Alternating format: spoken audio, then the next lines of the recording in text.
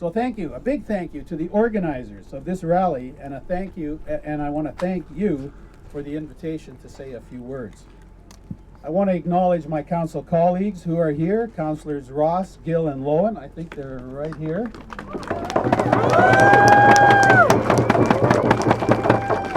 And I just want to ask if there's anyone else from council here to either shout out or raise your hand. I haven't seen anybody, but it could be. This is not a protest, but this is a rally. So, but most of all, I want to extend a thank you, a warm welcome and a thank you to the homeless and those who are at risk of homelessness. This rally is all about you. During the council debate a week ago, Councillor Lowen shared a personal story that was both powerful and moving. Today, I too want to share a personal story, different from Councillor Lowen, but relevant since it taught me a life lesson that I have never forgotten. I wasn't always a successful businessman. My parents were Mennonite refugees who at the age of 13 fled the southern Ukraine during World War II.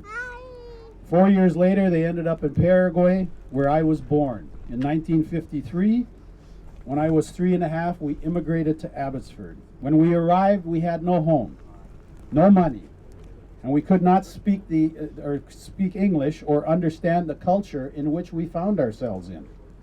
At a very young age, I experienced what it was like to be bullied and discriminated against, to be told you don't belong, go back from where you came from. Today, we would call that racism. I tell you that story so that you understand the context for the rest of what I have to say. The one thing that made all of the difference and kept my mother and father going was family. Family. Through the efforts of Elsie Neufeld's parents, one of the organizers of today's rally, the Clausens arranged for us to live in a converted chicken coop at Mr. Epps' egg farm at the corner of Marshall and Emerson Road. I know that living in a converted chicken coop may not sound very inviting, but we liked it. It was our home, and it gave us a start in this great country of Canada. The Clausens lent us money, they fed us, they bought clothes, they were instrumental in finding my father a job, and they introduced us to a community of faith.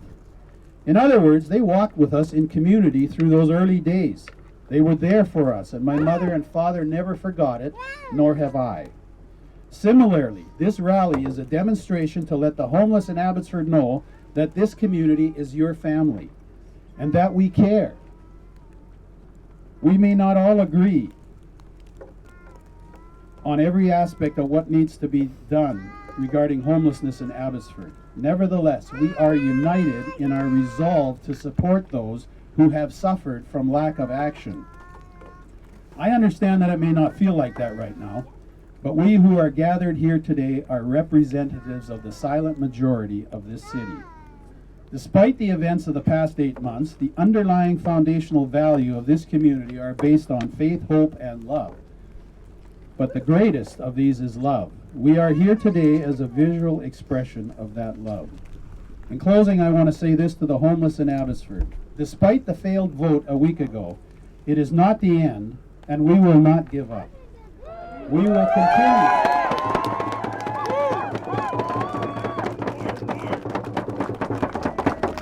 We will continue to advocate for you until these 20 supportive units are constructed as a first step in addressing the critical need for housing men in Abbotsford who are homeless. Without action, good intentions to address homelessness have a very hollow ring.